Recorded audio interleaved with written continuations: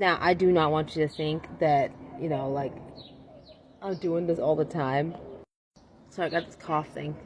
Um, but, yeah, every once in a great while, I'll pretend I'm a stripper with my husband. And again, I've shared that our marriage has been a struggle. Infidelity on his part has been a thing. And it has been extremely difficult for me sometimes. So, I'm not making light of this, but I'm sharing that piece of information for a reason. And that reason is because I want to explain to you people about sexuality and what I've learned about sexuality. And I've been explaining how that this has been lost in Western culture to a great degree, and the men, I think especially, have suffered a great deal. It'll be quite loud out here, and so I have to cut that out sometimes. Anyway,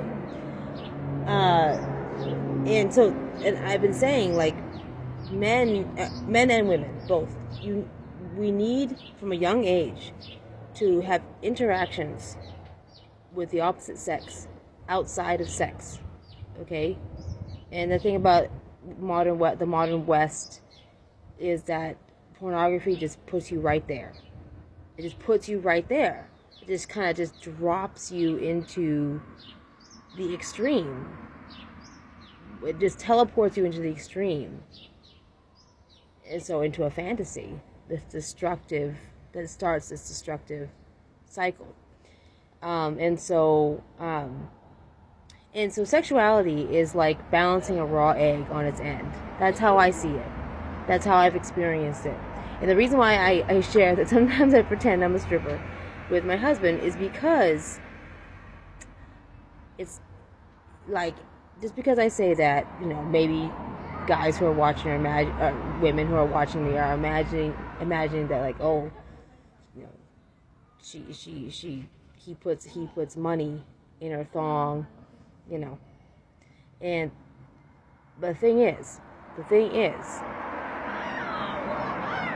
that, remember, that raw egg balanced on its end.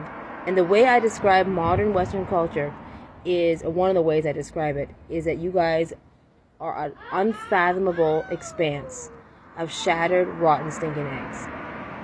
Okay? If my husband put bills in my thong, my husband I had an interruption, sorry. My husband put bills in my thong, it would take me out of it. The egg would tilt too far. And I would do it. And so that it doesn't shatter, it would just take me out of it. And I would stop, and maybe that would be the end of it. And that, he knows that about me, that this could be the end of it. Like, if he F's up, if he doesn't respect me, or if he doesn't pull himself together to accommodate me in these small ways, for my comfortability when it comes to our sex life, then he loses. So I think, the dating landscape was supposed to kind of be like that. Having young men and women learn how to balance that raw egg on its end. But as I said, a lot of things happened in the modern West which just teleported its citizens into this fantasy land that just very quickly sends people into a destructive, spiraling down pattern.